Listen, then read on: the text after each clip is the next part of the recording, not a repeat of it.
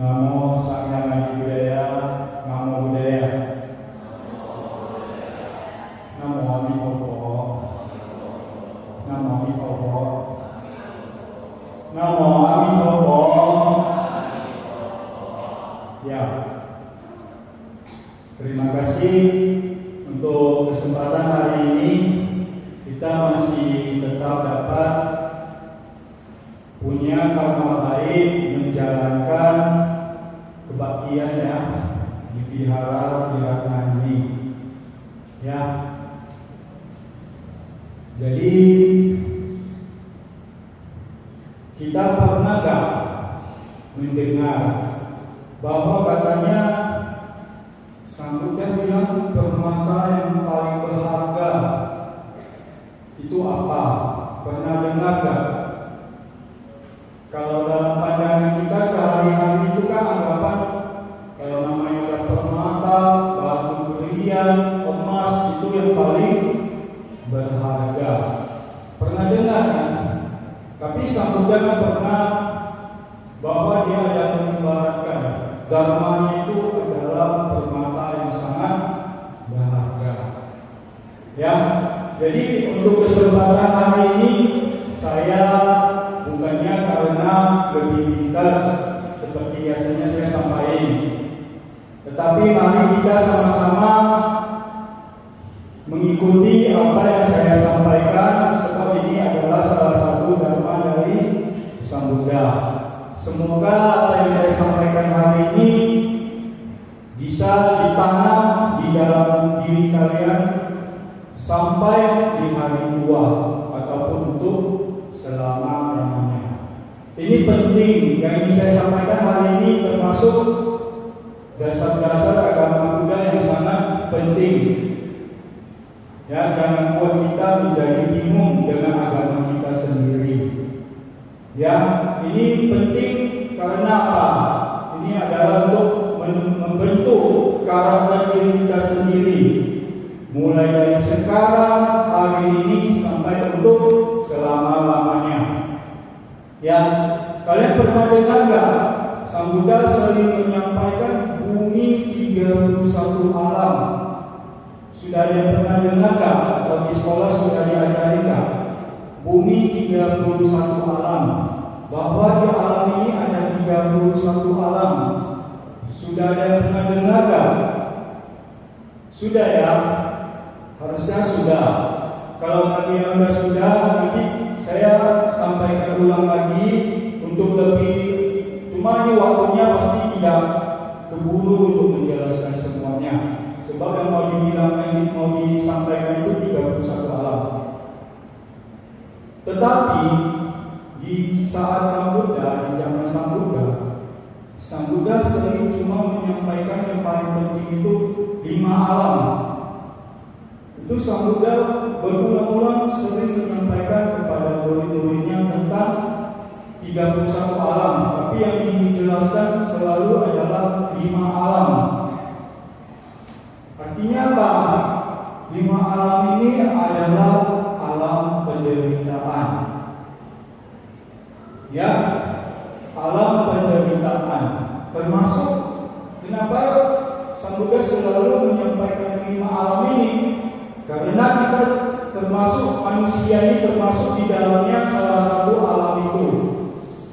Ya, di salah satu alam yang disampaikan oleh Sang Buddha. Kenapa Sang Buddha menyampaikan 5 alam ini? Karena kita sebagai manusia sudah bolak-balik di alam ini. Bolak-balik, lahir, mati, hidup, lahir, mati, berulang-ulang di 5 alam ini. Jadi 5 alam ini adalah apa saja? Nah, kita kan hari ini cuma membahas tentang 5 alam ini dalam 31 alam bumi ya. Jadi di alam ini, alam penderitaan paling rendah itu adalah disebut di sana niraya atau neraka. Udah sering dengar neraka ya? Sering dengar gak? Neraka itu adalah alam penderitaan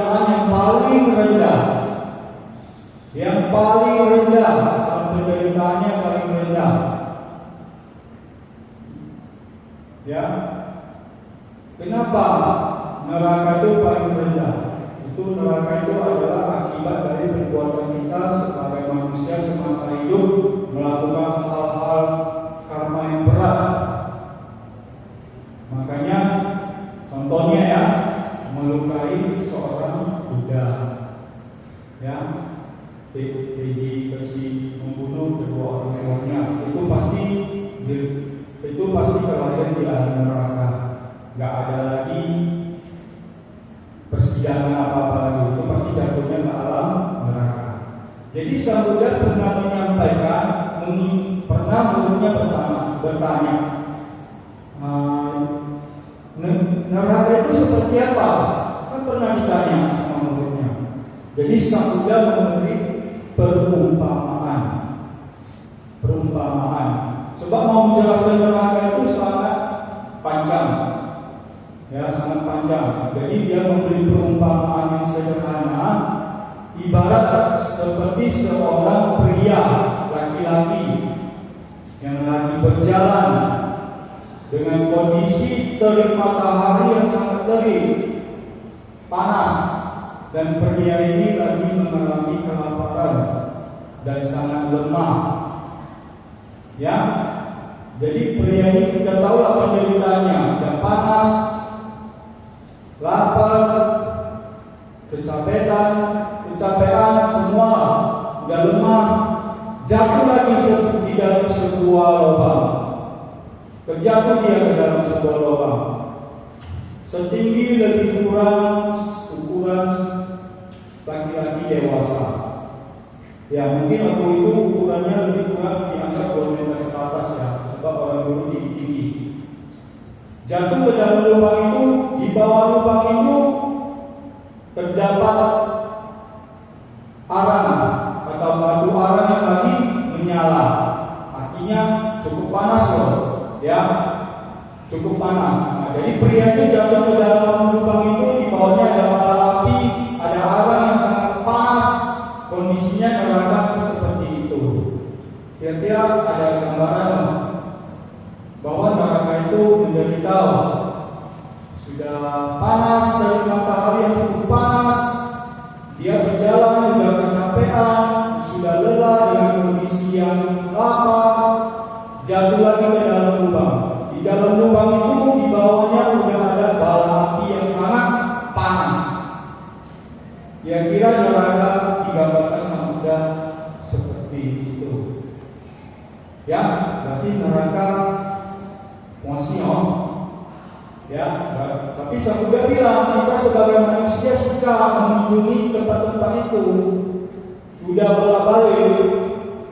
Jadi dia menyampaikan dhamma ini semoga manusia belajar untuk bagaimana meningkatkan spiritualnya, skillnya sampai mencapai tingkat kesucian atau menjadi seorang dewa. Harapannya, ya. Yang kedua adalah apa?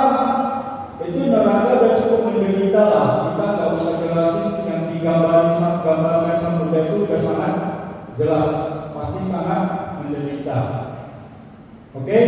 Yang kedua itu dijelasin adanya alam binatang. Alam binatang. Ini alam binatang itu adalah alam yang menderita juga. Menderita, sangat menderita. Dia sangat menderita. Tetapi sang Buddha ada menggambarkan perumpamaan juga. Ibarat seorang pria yang lagi berjalan di bawah terik matahari yang sangat panas, dalam kondisi lapar, dalam kondisi kelelahan, yang penting udah parah, terjatuh lagi ke dalam lubang. Tetapi di dalam lubang itu sudah tidak ada bara api lagi. Berarti kan lebih lumayan ya jadi binatang ya, daripada terlahir di alam neraka. Dia jatuh ke dalam lubang itu, tetapi di lubang alam binatang perumpamaan ini ya. Jadi di bawah lubang itu yang ada apa? Tinja, tinja. Berarti pasti sangat menjijikan ya. Bayangin ini kan udah panas, kecapean, lelah, jatuh lagi ke dalam lubang. Di dalam lubang itu ada tinja, saya. Itulah itu alam binatang. Menderita nggak? Menderita nggak? Kalian bayangin tinja itu bagaimana kondisinya? Saya tidak tahu bayanginnya, pasti menderita. Oke?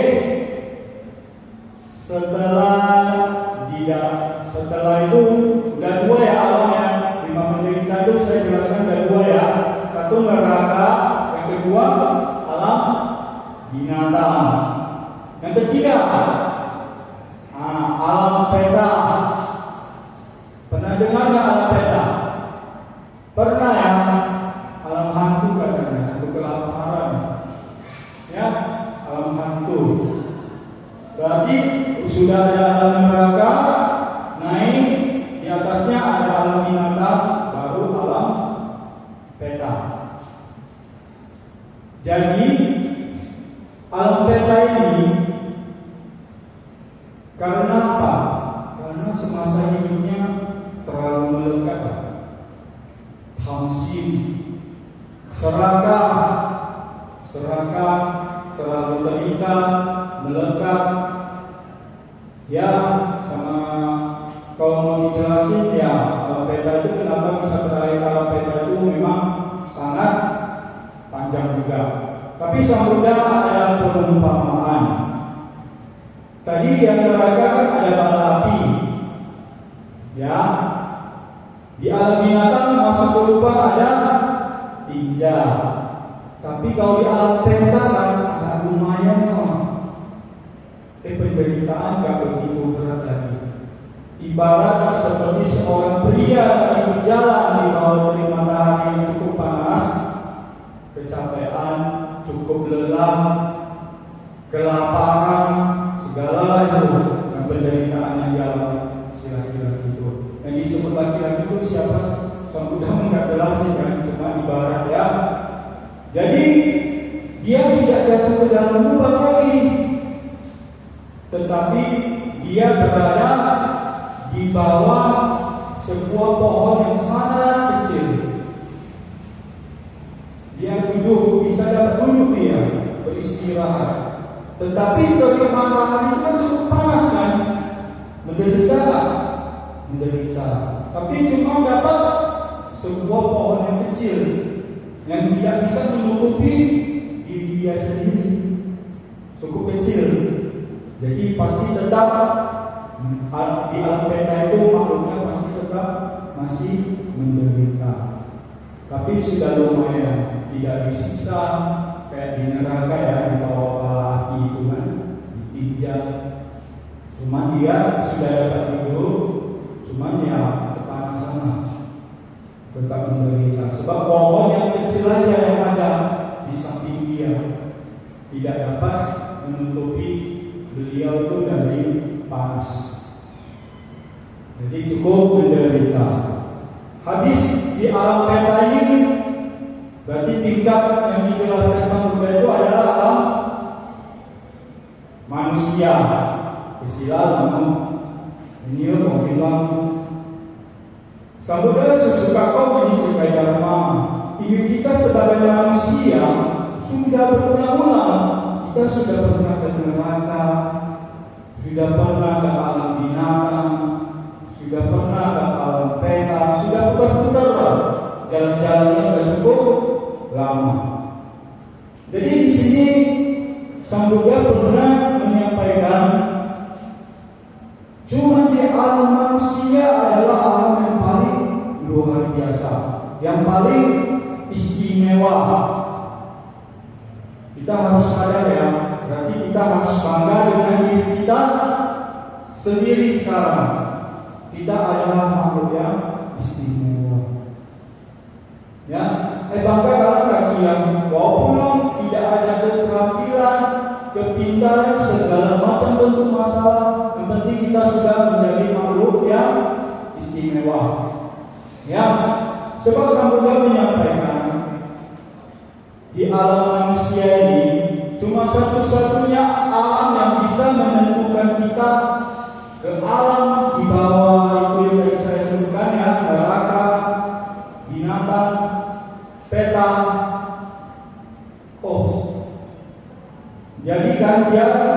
di alam itu, beberapa alam itu dijelaskan di bawah itu bisa juga menjadi terakhir di alam dewa. Manusia bisa sampai-sampai samudra sendiri untuk mencapai tingkat kemudahan harus menjadi seorang manusia. Artinya manusia adalah makhluk yang paling istimewa. Dijelaskan seperti itu. Manusia itu ibarat seperti seorang pria yang lagi berjalan di bawah dari matahari yang cukup panas dalam kondisi kelelahan, kecapean, dan kelaparan. Tetapi manusia itu ada penderitanya juga kan? Ada nggak? Pasti ada. Lelah, ada kelaparan. Manusia kan ada yang kelaparan juga kan? Gitu kan? Tapi manusia masih mending. Dia sudah bisa duduk di bawah pohon yang besar. Di bawah pohon yang besar. Artinya manusia bisa sudah dapat berlindung di bawah pohon itulah. Berarti penderitaannya sudah dari panas itu tidak begitu menderita lagi. Contohnya seperti kita ada gedung, ada kipas angin. Artinya kita memang adalah yang paling istimewa. Ya, bangga dengan diri kita sendiri ya. Jangan merasa kecil hati dengan diri sendiri loh. Hari ini kita bisa menjadi manusia itu adalah perjuangan kita yang sudah cukup panjang. Jangan pikir lahir dari rahim putus keluar. Enggak loh. Jadi manusia itu sangat susah. Seperti yang sudah saya pernah jelaskan. Bukan saya yang jelaskan, maaf ya. Yang seperti Sang Buddha pernah sampaikan ya. Sang Buddha pernah bilang, menjadi manusia itu bagaimana Bante? Dari mulut Sang Buddha. Sang Buddha bilang perumpamaan ya sangat sulit dong. Cukup sulit. Coba ibarat seperti seekor kura-kura di dalam lautan yang luas.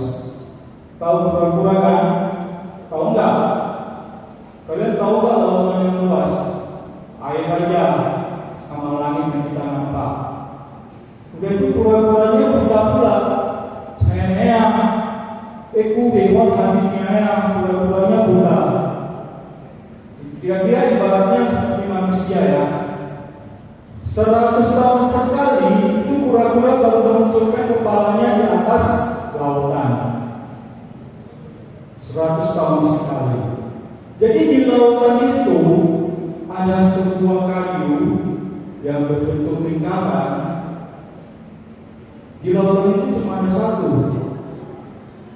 Jadi 100 tahun sekali kura-kura itu naik ke lautan itu untuk bisa memasukkan kepalanya di dalam kayu bulat itu. Kalian merasa sulit nggak? Sulit nggak? Kita mau menjadi manusia sulit nggak? Tiba cepat ya 100 tahun sekali ya. Cepet hawa cuma untuk aja sekali aja.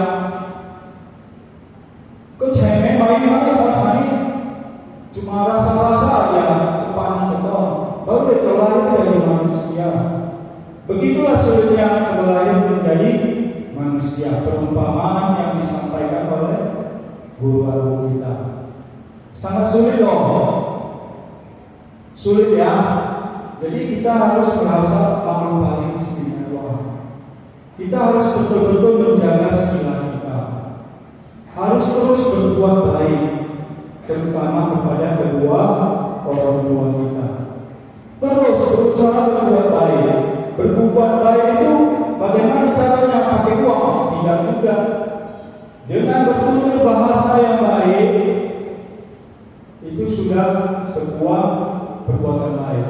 Ibarat hari ini kita dapat duduk di sini melaksanakan kebaktian, itu karmanya sangat luar biasa loh. Kalian jangan anggap cuma baca-baca duduk itu enggak loh.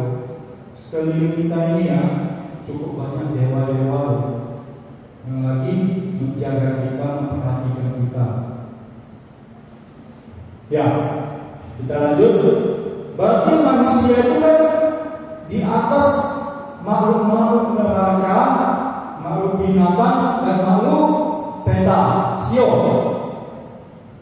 kok kita manusia selalu katanya takut hantu?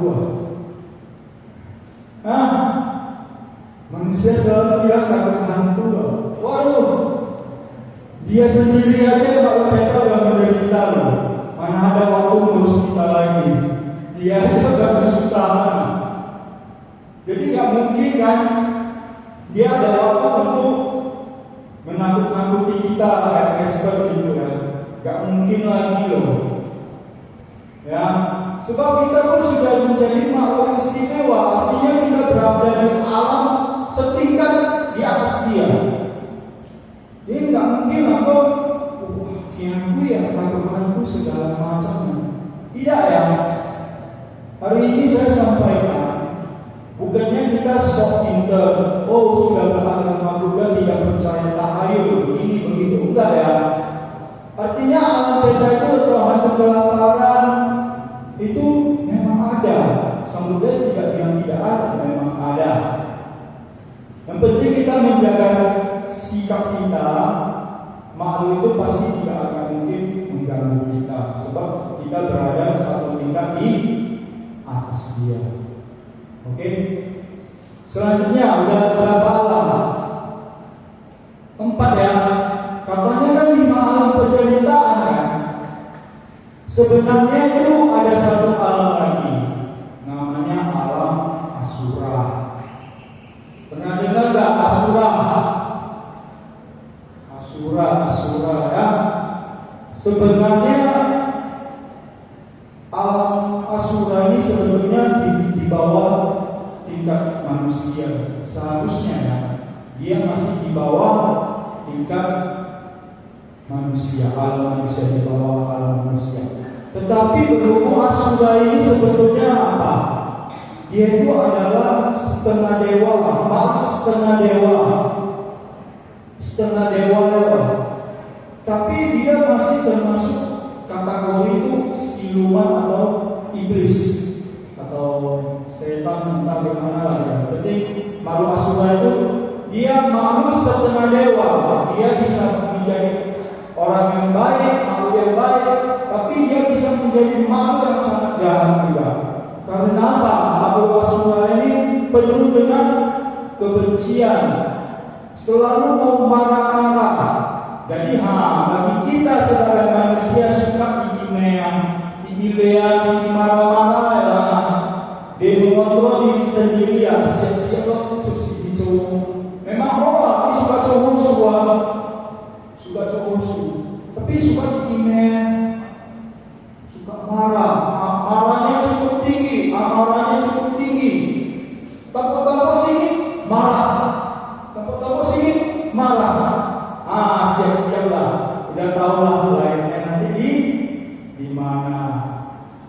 Memang ada lampu Asura masih namanya udah setengah dewa. Tapi itulah keburukannya, masih dia penuh dengan kemarahan. Ya, jadi udah lengkap ya.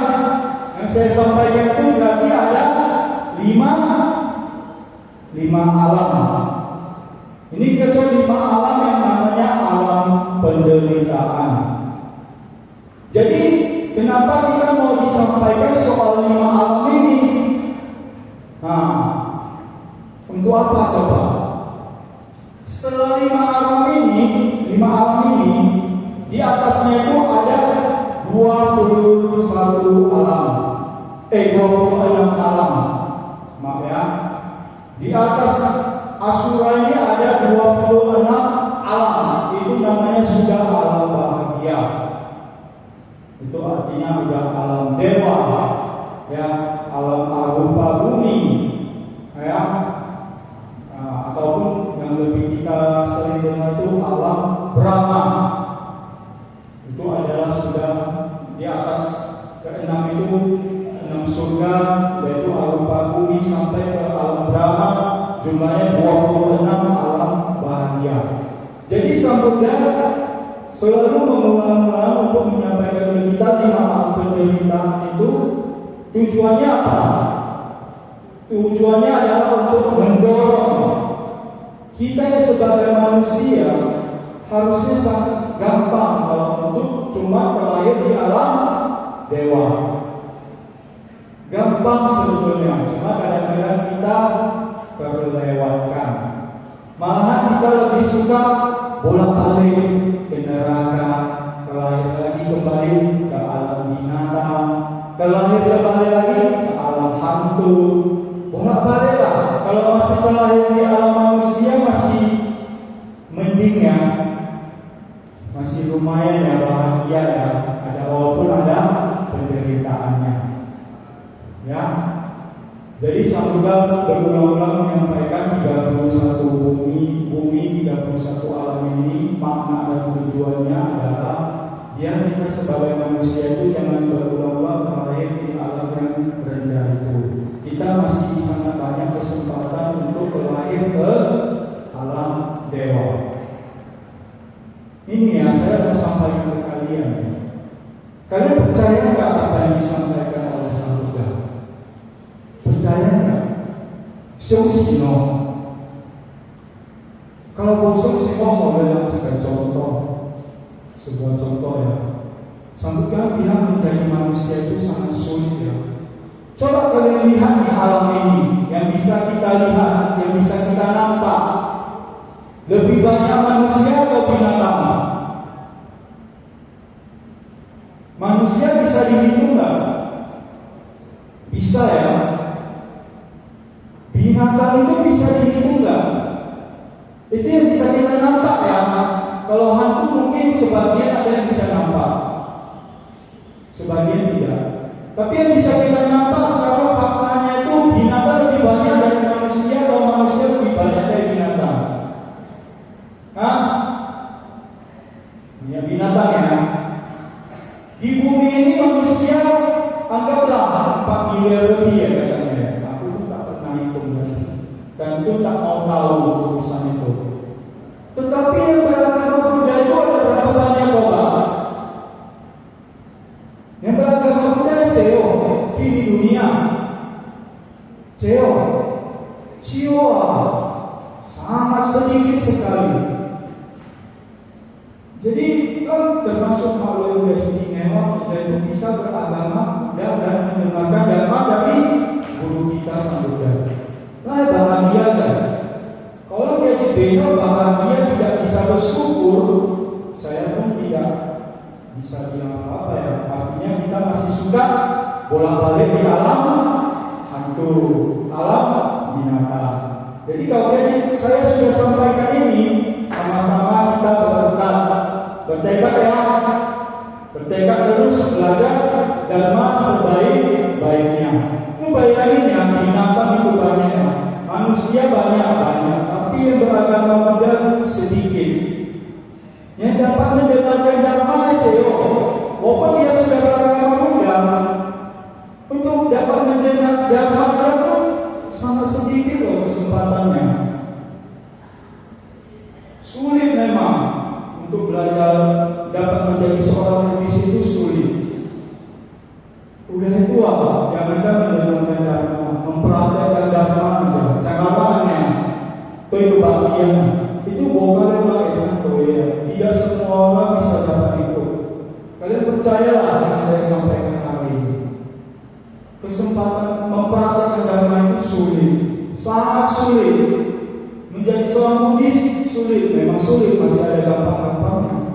Tapi mempraktekkan dhamma itu nggak semua orang bisa loh. Termasuk saya pun belum bisa. Saya masih belajar. Jadi kita tumbuhkan tekad sama-sama terus belajar. Jadi inilah Sang Buddha kome harta. Jadi mau kampung posu. Ini kisah nyata ya, kisah nyata. Ini kejadiannya di Malaysia. Nama lengkapnya saya kurang tahu, cuma mendengar ya. Jadi di Malaysia itu ada seorang yang sangat kaya raya, punya anak. Tapi cicilan pada suatu hari dia bangkrut menjadi orang miskin. Jadi setelah menjadi orang miskin dia terus bekerja keras sekali. Tetapi waktu bekerja keras, dia terus mengeluh. Dibuat anak kecil, kenapa nasib saya seperti begini, begitu, bolak-balik buat dia menjadi masalah dia. Sebab dia semua orang kaya, tiba-tiba jadi orang miskin, dia mulai menol lagi, terus mengeluh, tidak ada rasa bersyukur, tidak pernah berasa bersyukur, penuh dengan marah, penuh dengan ketidaksyukuran. Jadi suatu saat dia pergi dan melayangkan ke India, ke Indore. Dengan mata dia sendiri, dia melihat penderitaan manusia yang ada di India itu. Seorang ibu di depan mata bapak ini memotong jari tangan anaknya di depan mata dia. Dengan kondisi anaknya menangis dan pasti kesakitannya. Tapi ibunya pun sangat sedih menangis. Karena yang dipotong itu adalah jari anaknya. Menangis.